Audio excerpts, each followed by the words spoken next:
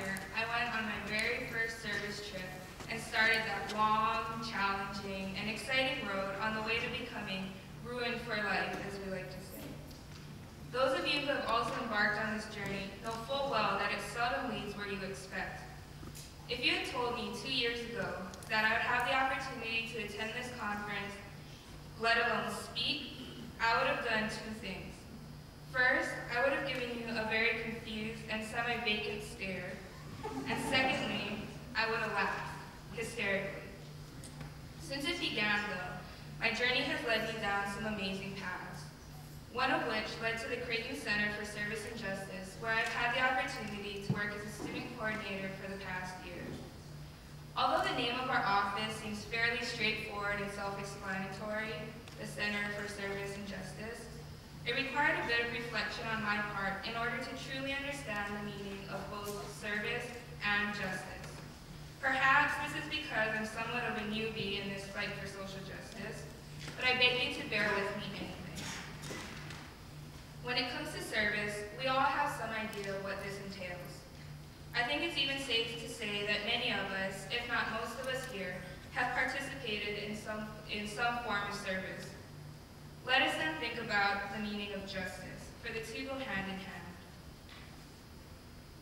Justice and the fight for justice can sometimes be both frustrating and elusive. One reason for this is that justice can mean something different for everyone. Whether it's that speeding ticket you got last month, or I'm just going with the flow of traffic, officer, or bearing witness to the flaws and shortcomings of our nation's broken immigration system.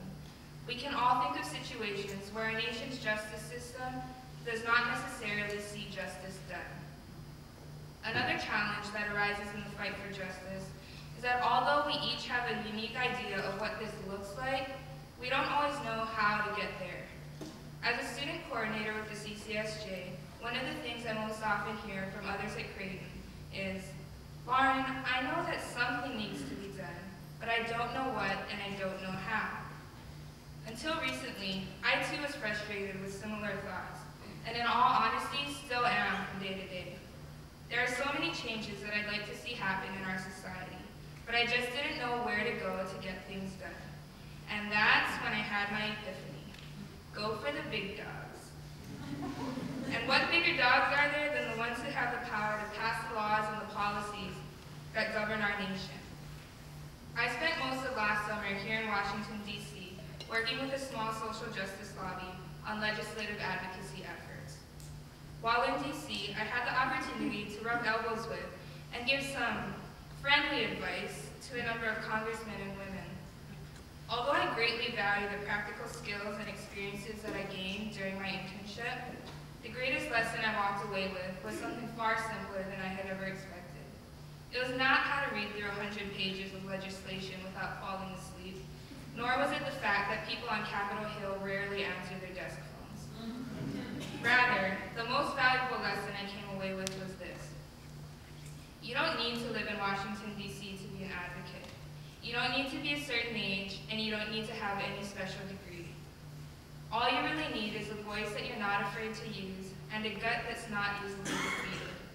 The fight for justice is never an easy one, and it will be a different experience for all of us.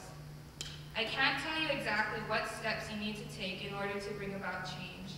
What I can tell you, however, is that change begins with a voice. And whether it's soft or booming, timid or confident, don't be afraid to use it. And make sure your voice is heard by others. Because the path to justice is a long one, but making yourself heard is a great first step.